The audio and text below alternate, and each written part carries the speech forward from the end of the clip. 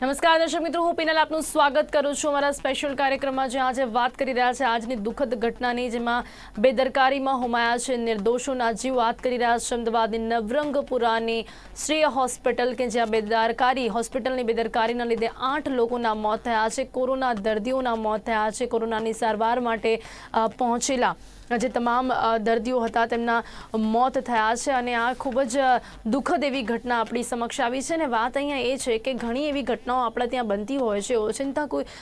ઓચિંતી કોઈ ઘટના બને તો એની માટે કોઈને જવાબદારી, કોઈની બેજવાબદારી અહીંયા નથી હોતી, પરંતુ જ્યારે આ ઘટના બની હોય પછી એ ઘટનાને કાબૂમાં આપણે કેટલા સમયમાં લઈ શકીએ છીએ એ અહીંયા મહત્વની બાબત છે. કારણ કે જ્યારે આ પ્રકારની ઘટના એક મોટા હોસ્પિટલમાં બનતી હોય, તમે આ કાબૂમાં નથી લઈ શકતા, ત્યારે આ બેજવાબદારીની વાત છે ને અહીંયા હોસ્પિટલ પર, તંત્ર પર, સરકાર પર બધા ઘણા સવાલો અહીંયા ઊભા થઈ રહ્યા છે કે પહેલાં તો કઈ રીતે આ શોર્ટ સર્કિટ થયું અને ત્યારબાદ શા માટે આ કાબૂમાં ન લેવાય, અને તેના પછી એવા ઘણા સવાલો અહીંયા ઊભા થતા હોય છે કે હોસ્પિટલ પાસે એનઓસી સર્ટિફિકેટ હતું કે કેમ. કારણ કે અહીંયા સ્પષ્ટ જાણકારી મળી રહી છે કે હોસ્પિટલ પાસે આ પ્રકારનું કોઈ સર્ટિફિકેટ પણ ન હતું અને છતાં પણ આ હોસ્પિટલ ચાલી રહી હતી. જોકે સંચાલકનું કહેવું છે કે અમારી પાસે તમામ જે સર્ટિફિકેટ હોવા જોઈએ તે છે, તમામ સુવિધાઓ હતી, પરંતુ ઓચિંતી આ ઘટના બની છે. વાત આપણે અહીંયા એ કરી રહ્યા છે કે ઘણી બધી એવી ઘટના, આપણે સુરતની તક્ષશિલાની ઘટનાની વાત કરીએ કે અમદાવાદમાં પણ હમણાં થોડાક સમય પહેલાં બનેલી ઘટનાની વાત કરીએ, ત્યારે આ બધી જ ઘટનાઓ બનતી હોય ત્યારે એ પછીથી આપણે એમાંથી શું શીખતા હોઈએ છીએ. કારણ કે અહીંયા સરકાર પર સવાલો તો છે, તંત્ર પર સવાલો છે, હોસ્પિટલના સંચાલકો ઉપર પણ સવાલો ઊભા થાય છે, પરંતુ હવે વાત અહીંયા એ છે કે આપણે પોતે પણ કેટલા એલર્ટ રહેતા હોઈએ છીએ. જ્યારે કે આપણે વાત કરીએ અન્ય દેશોની, તો અન્ય દેશોમાં પણ એવી ઘણી સુવિધાઓ અવેલેબલ છે કે જ્યારે આપણે પૂરી રીતે સેલ્ફ ડિપેન્ડન્ટ પણ બનીએ જ્યારે આ પ્રકારની ઘટના બનતી હોય ત્યારે. અને તેની સાથે સાથે જ્યારે આ પ્રકારની હોસ્પિટલ ચાલી રહી છે ત્યારે આ હોસ્પિટલમાં કેવી સુવિધાઓ હોય ત્યારે જ આ હોસ્પિટલ ચાલુ થવી જોઈએ અને ત્યારે જ આ હોસ્પિટલને તમામ સર્ટિફિકેટ્સ મળવા જોઈએ. એવી તમામ ટેકનિકલ જાણકારી પણ આજે આપણે લઈશું અને તેની સાથે કેવા પ્રકારની બેજવાબદારીના લીધે આ પ્રકારની ઘટના બની છે તેના વિશે પણ વાત કરીશું. ખાસ તેની માટે મારી સાથે અહીંયા જોડાઈ ગયા છે મિલનભાઈ શાહ, જેઓ સંચાલક છે ફાયર પ્રિવેન્શન ઇન્ટર્નશીપના. મિલનભાઈ શાહ, આપનું સ્વાગત છે. આપણે મિલનભાઈ અત્યારે જ્યારે વાત કરી રહ્યા છે આ પ્રકારની ઘટના ખૂબ જ દુઃખદ એ ઘટના છે. સૌથી પહેલાં આપણે આ ઘટના વિશે જો વાત કરીએ, આ શ્રેય હોસ્પિટલ કોઈ નાની હોસ્પિટલ નથી અને તેની સાથે સાથે આને કોરોના હોસ્પિટલ જાહેર કરવામાં આવી છે, એટલે મોટી હોસ્પિટલ કહી શકાય. તમામ સુવિધાઓ હોય ને ત્યારે જ આને કોરોના હોસ્પિટલ માટેની જાહેરાત આને કરવામાં આવી હોય, જાહેર કરવામાં આવ્યું. અને એ પહેલાં પણ જો વાત કરીએ કોરોના હોસ્પિટલને નેવે મૂકીએ, પરંતુ કોઈ પણ હોસ્પિટલ હોય, આટલી મોટી હોસ્પિટલ ચાલતી હોય ત્યારે ત્યાં બધી જ સુવિધાઓ હોવી જોઈએ કોઈ પણ એવી હોસ્પિટલમાં અને બીજી અન્ય જગ્યાઓ પર. પરંતુ આપણે આજે હોસ્પિટલની વાત કરી રહ્યા છે. આપણા ત્યાં હંમેશા એવું બનતું હોય, પહેલાં સુરતની વાત કરીએ તો ટ્યુશન ક્લાસીસમાં એવું બન્યું એટલે તમામ ટ્યુશન ક્લાસીસમાં તપાસ થવા લાગી કે ત્યાં ફાયર સેફટીની સુવિધાઓ છે કે કેમ. બધી જ રીતે થોડા દિવસ બધું ચાલ્યું, પરંતુ હવે આવી હોસ્પિટલની વાત. શા માટે આપણે જ્યારે પણ કોઈ ઘટના બનતી હોય, એટલે કે જ્યારે પણ તરસ લાગે ત્યારે આપણે કૂવો ખોદવા બેસીએ, આ પ્રકારની વાત આપણા ત્યાં જોવા મળતી હોય. કોઈ બી હોસ્પિટલ હોય ત્યારે ત્યાં કેવા પ્રકારની સુવિધાઓ હોવી જોઈએ, ખાસ કરીને જ્યારે ફાયર સેફટીની વાત હોય ત્યારે તમામ કેવી પ્રકારની સુવિધા હોય ત્યારે જ તેને હોસ્પિટલ ચાલુ થવી જોઈએ, હોસ્પિટલનું સર્ટિફિકેટ મળવું જોઈએ, કયા સર્ટિફિકેટ્સ હોવા જોઈએ, કેવી સુવિધાઓ હોવી જોઈએ. સૌથી પહેલો સવાલ એ છે મિલિંદભાઈ. નમસ્કાર દર્શક મિત્રો, સૌથી પહેલાં તો એ કહીશ કે જેટલી ગુજરાતીની જાણીતી કહેવત છે આગ લાગે ત્યારે કૂવો ખોદવા જઈએ છીએ, એ પાણી માટેની વાત છે. આ જ વસ્તુ આગ સાથે પણ એટલી જ સંબંધ બેસે છે કે આગ લાગે ત્યારે જ આપણને ફાયર સેફટી કેમ યાદ આવે છે, કેમ એ પહેલાં ગવર્મેન્ટ લેવલ પરથી કે ફાયર સેફટી ડિપાર્ટમેન્ટ પરથી રેગ્યુલર મોનિટરિંગ નથી કરવામાં આવતું. આ સળગતો સવાલ છે અને આ જ સવાલના જવાબમાં આપણે હોમાઈ જઈએ છીએ કેમ કે આનો જવાબ આપણે શોધી નથી રહ્યા. હું ફોરેનમાં કેનેડામાં મારી રિસર્ચ પેપર પર પ્રેઝન્ટેશન કરવા ગયો હતો. ત્યાં પ્લાસ્ટિક સર્જરીની કોન્ફરન્સ હતી. દર્શક મિત્રો, આપને જણાવવા માંગીશ, પ્લાસ્ટિક સર્જરીની બર્ન્સ ઉપરની કોન્ફરન્સમાં 4 દિવસ ફાયર બ્રિગેડની ટીમના દરેક સભ્યો હાજર રહ્યા હતા અને એ લોકોએ નોલેજ લીધું હતું બર્ન્સ પરનું. આ તો આગની વાત છે, જે આગ બર્ન્સ એમનો સબ્જેક્ટ નથી આ ફાયર ડિપાર્ટમેન્ટનો, તેમ છતાં એ લોકો 4 દિવસ કોન્ફરન્સમાં હાજર હતા. આવી એક પણ કોન્ફરન્સ આપણા ઇન્ડિયામાં થતી હોય તો મને કોઈ બતાવે.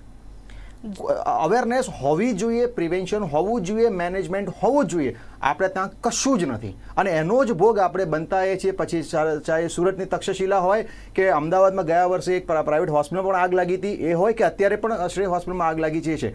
હોસ્પિટલમાં દર્દીઓ પોતાનો જીવ રોગના કારણે જે તકલીફ ઊભી થાય છે એના કારણે જીવ બચાવવા જાય છે.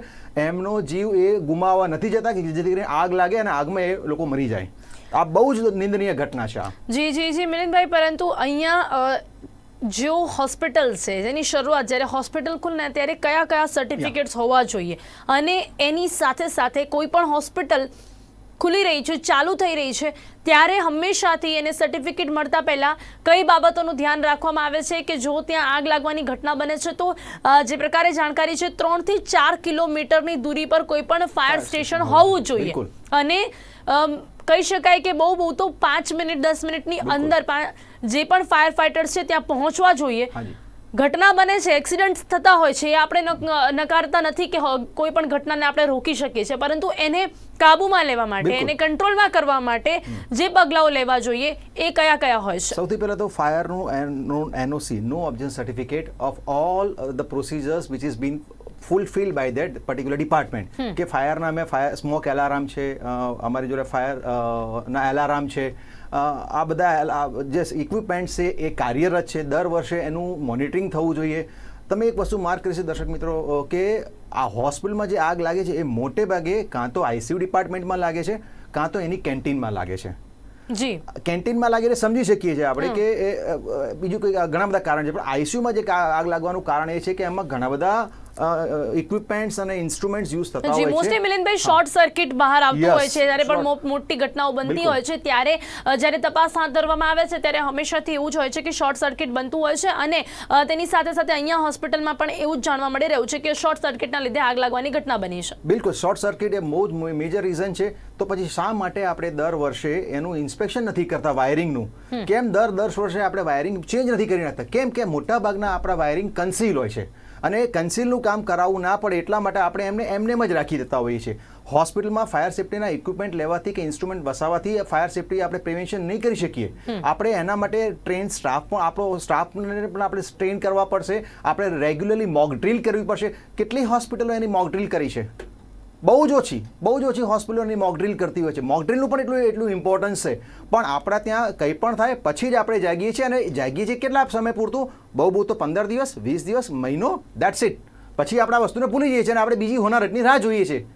આ બહુ જ ખરાબ વસ્તુ છે. જી ચોક્કસથી. હવે અહીંયા સવાલો એ પણ ઊભા થાય છે મિલિંદભાઈ કે અહીંયા ફાયર સેફટીની જે સુવિધાઓ હોય એ કેવી હોવી જોઈએ, કેવી રીતની હોવી જોઈએ, એનો ઉપયોગ કેવી રીતે થવો જોઈએ? હોસ્પિટલ હોય, ટ્યુશન ક્લાસ હોય, સ્કૂલ, કોઈ પણ જગ્યાએ. કારણ કે આપણા ત્યાં તો એવું જ છે, મેં જે પ્રકારે આપને કહ્યું કે સુરતના તક્ષશિલા એપાર્ટમેન્ટમાં જ્યારે આ બન્યું એટલે તમામ ટ્યુશન ક્લાસીસમાં તપાસ થવા લાગી. પછી કોઈ પણ સ્કૂલમાં બનશે તો તમામ સ્કૂલોમાં તપાસ થવા લાગશે. હવે હોસ્પિટલમાં બન્યું છે તો હોસ્પિટલની તપાસ થવા લાગશે. પરંતુ કેમ આપણે એ નથી સમજતા કે બધી જ એવી મોટી જગ્યાઓ કે જ્યાં તમામ લોકો ભેગા થતા હોય, જતા હોય, ત્યાં સુવિધાઓ હોવી જોઈએ અને કેવી હોવી જોઈએ? જેમ મેં કીધું એમ સ્મોક એલાર્મ હોવા જોઈએ, જેથી કરીને ક્યાંય પણ વાયરિંગ જ્યાં બળતું હોય તો તરત જ એનો એલાર્મ થાય. તમે એને ELCB કે EMCB જો હોય તેને તમે ટ્રેપ કરી શકો. ઓટોમેટિક પણ ટ્રેપ થતી હોય છે. તમે એનાથી એને કંટ્રોલ કરી શકો. તમે માન લો આગ લાગે છે તો એના ઇમિડિયેટ એક્સટિંગ્યુશર ત્યાં પણ હોવા જોઈએ કે અલગ પ્રકારના એક્સટિંગ્યુશર્સ હોય છે, એક પ્રકારના નથી હોતા. દરેક પ્રકારના એક્સટિંગ્યુશર્સ ત્યાં હોવા જોઈએ. એનું રેગ્યુલર મોનિટરિંગ થવું જોઈએ કે એ વેલ કન્ડિશનમાં છે કે નહીં. દર વર્ષે એનું રિફિલિંગ થવું જોઈએ. મોનિટરિંગ તો છે પણ રિફિલિંગ પણ થવું જોઈએ. આપ જે બાબત જણાવી રહ્યા છો કે આ બધું હોવું જોઈએ ને, ઘણી બધી જગ્યાએ આપણે જોતા હોઈએ છીએ કે આગને બુઝાવવા માટે જે બધી સુવિધાઓ હોય છે, પરંતુ લોકોમાં અવેરનેસ કેટલી હોય છે કે એનો ઉપયોગ કેવી રીતે કરવો?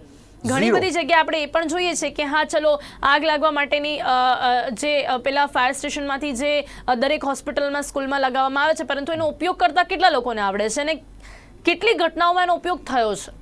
બહુ જ ઓછી એવી બહુ જ ઓછી ઘટનાઓ છે જેના ફાયર એક્સટિંગ્યુશરના ઉપયોગના કારણે આગને ટાળી શકાય હોય.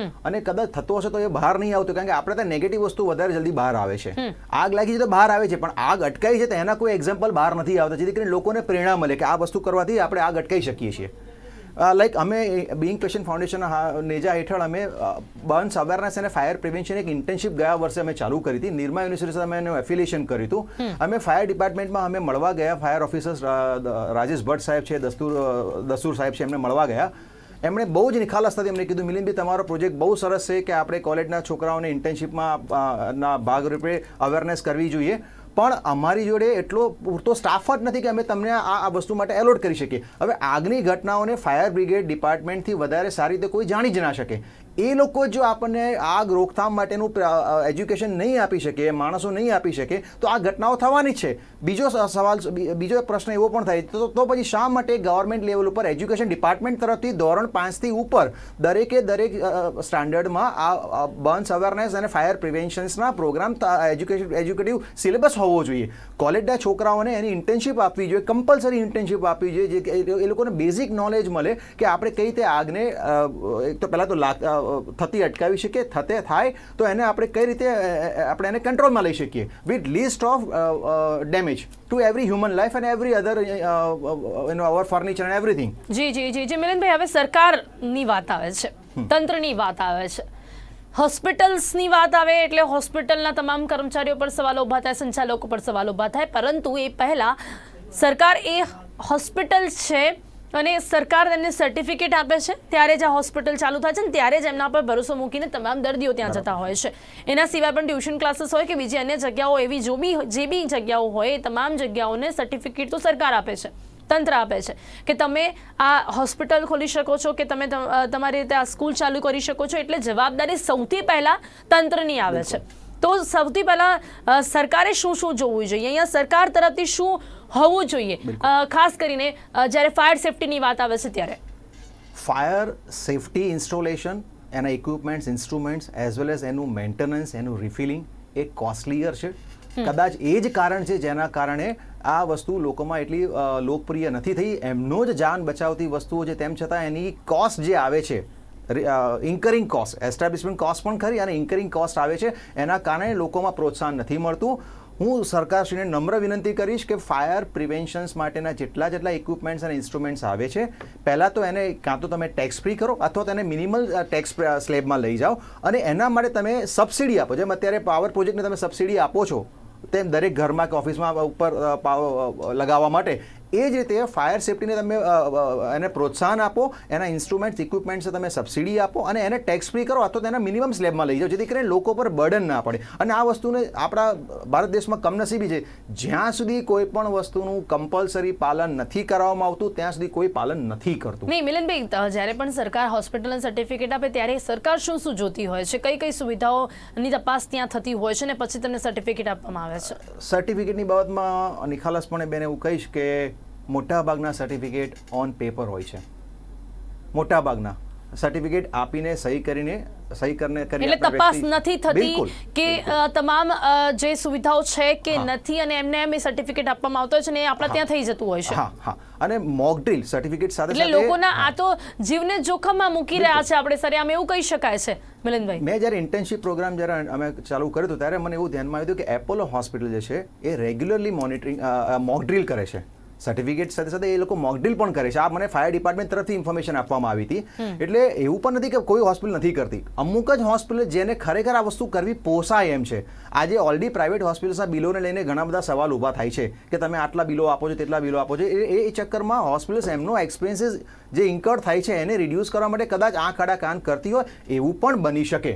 એટલે કોસ્ટલી હોવાના લીધે આ બનતું હોય છે. તો પછી મિલિંદભાઈ, જે નાની હોસ્પિટલ્સ હોય એ લોકોએ અહીંયા શું કરવું જોઈએ? કારણ કે આપ જે પ્રકારે જણાવી રહ્યા છો કે જેવું કોસ્ટલી છે ને એટલા માટે હવે અપોલો જેવી મોટી હોસ્પિટલને કદાચ આ બધું પોસાતું બી હોય, પણ અને જો ના પોસાતું એવી નાની હોસ્પિટલમાં શું કરી શકાય પછી? મારો અંગત મત એવો છે કે જો આપણે જે વસ્તુને મેનેજ ના કરી શકતા હોઈએ, નાના ઇન્ફ્રાસ્ટ્રક્ચર્સ હોવાના કારણે, તો એ વસ્તુ ખોલવી જ ના જોઈએ. જી ચોક્કસથી. જો આપણામાં એ વસ્તુની ત્રેવડ ના હોય તો એ વસ્તુ કરવી જ ના જોઈએ. જી, હવે આ જે ઘટના બની છે આજે, જેની વાત આપણે કરી રહ્યા છે, જે રીતે નવરંગપુરાની જે શ્રી હોસ્પિટલમાં ઘટના બની છે, હવે એમાં પણ જાણકારી મળી રહી છે કે અહીંયા સર્ટિફિકેટ ન હતું. અહીંયા સરકારનો શું રોલ આવે છે મિલિંદભાઈ? પ્રાઇમા ફેસી જવાબદારી સરકારની જ બને આ વસ્તુમાં. સૌથી પહેલા તો એ લોકો રેગ્યુલર મોનિટર નથી કરતા, અને મોનિટરિંગ જે થાય છે ઓન પેપર થાય છે. એનઓસીથી લેવાથી લઈને સર્ટિફિકેટ મેન્ટેનન્સ એની રિન્યુઅલ થાય અને મેન્ટેનન્સ લઈને બધી જ વસ્તુમાં આ ખાડા કાન કરવામાં આવે છે. આ એનું જ પરિણામ છે કે આપણે આપણી જિંદગીઓ ગુમાવી રહ્યા છીએ. ગયા વર્ષે સુરત હતું, આ વર્ષે અમદાવાદ છે, બીજું કોઈ પણ સિટી આવી શકે. જો હજી પણ ધ્યાન નહીં રાખીએ તો ભારતનું એક હોસ્પિટલ, એક ઘર, એક ઓફિસ લાક્ષાગૃહ હશે. હજી પણ ચેતી જવાની જરૂર છે આપણે સૌએ. જી મિલનભાઈ, આ તો આપણે વાત કરી રહ્યા છે સરકારની, ચોક્કસપણે હોસ્પિટલના સંચાલકોની. વાત અહીંયા એ પણ આવે છે કે લોકો નાગરિક કેટલા અહીંયા જાગૃત જોવા મળતા હોય છે. મેં આપને કહ્યું કે ઘણા સાધનો હોય છે, પરંતુ આપણે જો વાત કરીએ તો એનો ઉપયોગ એ લોકોને કરતા નથી આવડતું. એ આપણે કેવી રીતે એની માટેની અવેરનેસ લાવી શકીએ છીએ? કારણ કે જે રીતે જ્યાં સુધી મારી પાસે જાણકારી છે, ફોરેનમાં જો આપણે જોવા જઈએ તો ત્યાં બધી જ જગ્યાઓ પર લોકો પોતે સેલ્ફ ડિપેન્ડન્ટ હોય છે. જ્યારે પણ આ પ્રકારની કોઈ ઘટના કોઈ ઓફિસમાં બનતી હોય છે, સાયરન વાગે છે, લોકોએ પોતે શું કરવું એમને શીખવાડવામાં આવે છે અને તરત જ લોકો એ સ્ટેપ્સ લેતા હોય છે. જો કે એ બધું જ અહીંયા ઇન્ડિયામાં જોવા નથી મળતું. ત્યાં એક કહી શકાય કે સ્મોક ડિટેક્શન પણ હોય છે અને જે અલાર્મ વાગતા હોય છે, અને સ્મોક અલાર્મ વાગતાની સાથે જ તમામ જે લોકો છે એલર્ટ થઈ જતા હોય છે. પરંતુ અહીંયા એવું કંઈ જોવા નથી મળતું. એનું શું કારણ આપણે કહી શકીએ છીએ? હું મારો એક અંગત અનુભવ આપણી સાથે શેર કરીશ. લગભગ 2-1 વર્ષ પહેલા અમારા નજીકના એક સંબંધીને ત્યાં આગ લાગી. હવે કોઈ એટલે એ જે ગોડાઉન હતું એમાં પર્ટિક્યુલરલી આગ લાગી હતી. એ પછી રાજેશ ભટ્ટ સાહેબ અને એમની ટીમે બહુ જ મહેનતના અંતે એ આગ બુઝાવી. બરાબર. હવે ગવર્મેન્ટમાં, ફોરેનમાં શું છે આ વસ્તુ? ફોરેનમાં એની પર પેનલ્ટી હોય છે. તમારે ત્યાં આગ લાગી જ કેમ? બરાબર. તો એની પેનલ્ટી હોય છે. આ કેસમાં કશું જ નહોતું. નહીં, પણ મિલનભાઈ, આગ લાગી કેમ? અહીં આપણે જો શોર્ટ સર્કિટના લીધે આગ લાગી હોય, જો ઓચિંતી ઘટના બની હોય, ખરેખર એક્સિડન્ટ હોય, તો એમાં આપણે કોઈનો વાંક કદાચ ન કહી શકીએ. ના, વાંક ચોક્કસ છે. મેં કીધું ને, કન્સીલ વાયરિંગ તમે દરેક જગ્યાએ કરતા હો છો. મારું એવું માનવું છે કે વાયરિંગ જો આપણે શો ઓફ, જો એનું પણ રેગ્યુલર તપાસ થતી હોય તો એ શોર્ટ સર્કિટ પણ ન થાય. તમે કન્સીલ વાયરિંગનું તમે મોનિટરિંગ નહીં કરી શકો. તમે એવા વાયર્સ તમે યુઝ કરવાના હો જેમાં આગ લાગવાની શક્યતા, જેમાં વધારે વીજ લોડ વધારે જતો હોય, તો એ વાયરને તમે ઓપન પાઇપ્સ, સેફ્ટી પાઇપ્સમાં રાખો, જેથી કરીને એનું આપણે રેગ્યુલર જ્યારે પણ જરૂર પડે આપણે મોનિટરિંગ કરી શકીએ. તમે વાયરને કન્સીલ કરી નાખશો દિવાલની અંદર તો શું થશે? અને એ ચક્કરમાં કોઈ વસ્તુમાં પડતું જ નથી. તમે એક તો ELCB, MCB વસાઈને તમે સંતોષ માનો છો, એ ટ્રેપ થઈ જશે. ટ્રેપ ના થઈ તો શું? જ્યારે લોડ વધારે આવી જાય તો ટ્રેપ કદાચ ના થાય કોઈ પણ કારણ, તો શું? બીજું, હું એમ કહું, દરેક વ્યક્તિને, સરકારની કે કોઈ પણ વ્યક્તિ ઉપર દોષારોપણ કરવાની જગ્યાએ સૌથી પહેલાં આપણે સમજી લો કે જિંદગી આપણી છે. આપણે એને બચાવવાની છે. સૌથી પહેલાં આપણી ફરજમાં આવશે. ફાયર બ્રિગેડ ડિપાર્ટમેન્ટનો રોલ ફાયર એક્સટિંગ્વિશ કરવાનો છે. આપણો રોલ ફાયરને થતી અટકાવવાનો છે, અને થાય તો એને કંટ્રોલમાં રાખવાનો છે. જે ગોલ્ડન અવર્સ છે, જે શરૂઆતની 2 કે 5 મિનિટ, જો એમાં તમને ઇનફ નોલેજ હોય કે આ વસ્તુ થઈ છે તો આને કઈ રીતે આપણે કરી શકીએ, એ વસ્તુમાં જો આપણે ધ્યાન રાખીશું તો કદાચ ફાયર બ્રિગેડના આવતા સુધીમાં આપણે પોતે જ આગ પર કંટ્રોલ કરી લઈશું. જી, પણ એ બધું જ ક્યાંક લોકોને શીખવાડવાની જરૂર છે. તેની માટેની અવેરનેસની જરૂરિયાત છે. તંત્ર અને સરકાર પર તો સવાલો ઊભા થઈ રહ્યા છે. હોસ્પિટલના સંચાલકો પર પણ ઘણા સવાલો ઊભા થઈ રહ્યા છે. અને હવે આ જ ઘટના વિશે આપણે વધુ જાણકારી પણ આપતા રહીશું અને એવા તમામ સવાલો સરકારને પૂછતા રહીશું. પરંતુ હાલ સમય છે એક બ્રેકનો.